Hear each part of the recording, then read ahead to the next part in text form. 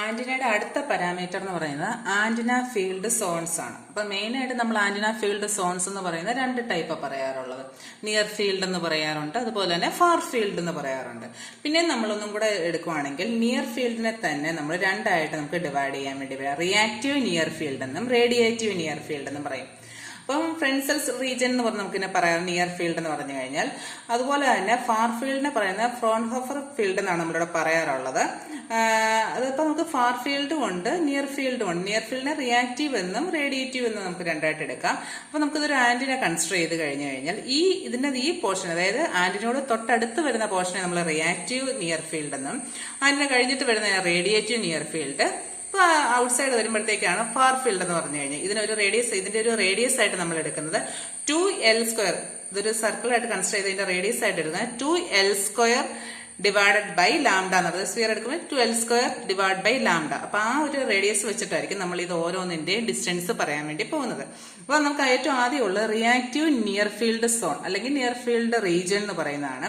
ഇതെന്ന് പറഞ്ഞാൽ ആന്റിനയായിട്ട് തൊട്ടടുത്തുള്ള റീജിയൻ ആണ്. അപ്പൊ അതിന്റെ റേഡിയസ് എന്ന് പറഞ്ഞാൽ നമ്മൾ എടുക്കുന്നത് 0.62 into √L³ divide by lambda. L എന്ന് പറഞ്ഞു കഴിഞ്ഞാൽ ആന്റിനയുടെ ഡയമെൻഷൻ ആണ് എൽ എന്ന് പറയുന്നത്, ഇൻ മീറ്ററിലാണ്. അതുപോലെ തന്നെ വേവ് ലെങ്ത് ആണ് ലാംഡ നമ്മൾ ഡിനോട്ട് ചെയ്യുന്നത്.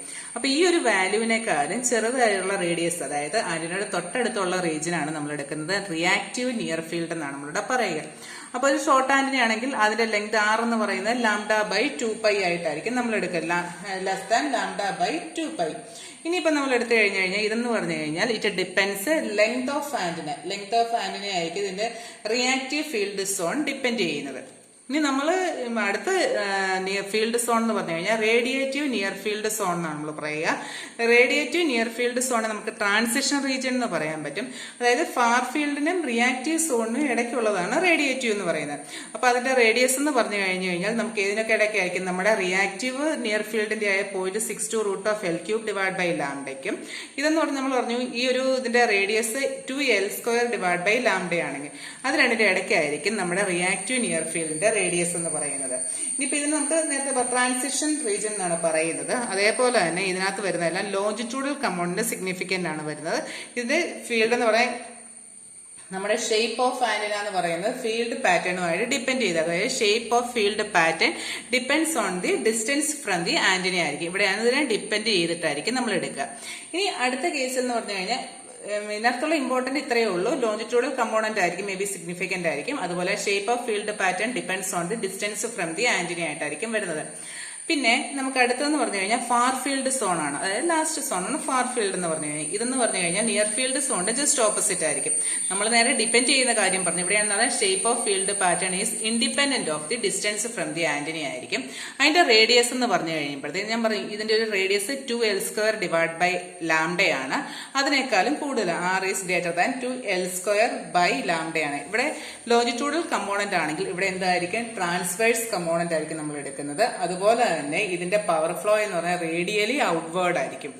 ഇതിന്റെ പവർ ഫ്ലോ എന്ന് പറഞ്ഞാൽ ഫാർ ഫീൽഡ് സോണിലുള്ള പവർ ഫ്ലോ റേഡിയലി ഔട്ട്വേർഡ് ആയിരിക്കും. നിയർ ഫീൽഡിൽ ഉള്ളതിന്റെ ആണെങ്കിൽ നമുക്ക് പവർ ഫ്ലോ എന്ന് പറഞ്ഞു കഴിഞ്ഞാൽ എൻറ്റയർലി റേഡിയലി ആയിരിക്കും നമ്മൾ എടുക്കുന്നത്. ഇത് റേഡിയലി ഔട്ട്ഫ്ലോ ആയിരിക്കും നമ്മൾ ഇവിടെ എടുക്കുക.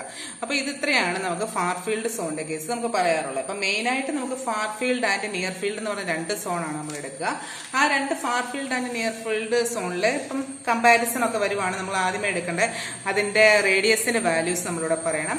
ഒരെണ്ണത്തിനകത്തുള്ള റേഡിയസ് എന്ന് പറഞ്ഞു കഴിഞ്ഞു കഴിഞ്ഞാൽ ഇത് രണ്ടിനെ, അതായത് റിയാക്റ്റീവിന് ഫാർ ഫീൽഡിന് ഇടയ്ക്കുള്ളതായിരിക്കും നിയർ ഫീൽഡിന്റേത്. അതുപോലെ ഫാർ ഫീൽഡിന് എന്ന് പറഞ്ഞാൽ 2l² ബൈ ലാംഡയെക്കാളും കൂടുതലായിരിക്കും. ഒരെണ്ണത്തിനകത്ത് ലോഞ്ചിറ്റ്യൂഡൽ കമ്പോണന്റ്, റിയാക്റ്റീവ് നിയർ ഫീൽഡിനകത്ത് ലോഞ്ചിറ്റ്യൂഡൽ കമ്പോണന്റ് ആയിരിക്കും. ഫാർ ഫീൽഡിന്റെ കേസിലാകുമ്പോഴത്തേക്ക് അത് ട്രാൻസ്വേഴ്സ് കമ്പോണന്റ് ആയിട്ടായിരിക്കും വരുന്നത്. ഇത് റിയാക്റ്റീവ് നിയർ ഫീൽഡ് എന്ന് പറഞ്ഞു കഴിഞ്ഞാൽ അതിന്റെ nature of wave depends on the source ആയിരിക്കും, അല്ലെ shape of field pattern depends on the distance from the antenna ആയിരിക്കും. ഫാർ ഫീൽഡിന്റെ കേസ് വരുമ്പോഴത്തേക്ക് shape of field pattern is independent of the distance from the ആന്റിനയാണ് നമ്മളിവിടെ എടുക്കുന്നത്. പിന്നെ അതുപോലെ തന്നെ ഈ ഒരു കേസിൽ ഫാർ ഫീൽഡിന്റെ കേസിൽ വരുമ്പോഴത്തേക്ക് ഇലക്ട്രിക് ഫീൽഡും മാഗ്നറ്റിക് ഫീൽഡും ഓർത്തോഗണൽ ആയിട്ടായിരിക്കും നമുക്ക് വരുന്നത്. പിന്നെ അതുപോലെ കമ്പാരിറ്റീവ്ലി ഹൈ ഇംപിഡൻസ് ആയിരിക്കും ഫാർ ഫീൽഡ് സോണിന്റെ കേസിൽ വരിക. റേഡിയേറ്റീവ് നിയർ ഫീൽഡ് കേസിൽ വരുമ്പോഴത്തേക്ക് ലോ ഇംപിഡൻസ് ആയിരിക്കും. ഇത്രയും കാര്യമാണ് നമുക്ക് ആന്റിന ഫീൽഡ് സോണിനകത്ത് പഠിക്കാനുള്ളത്.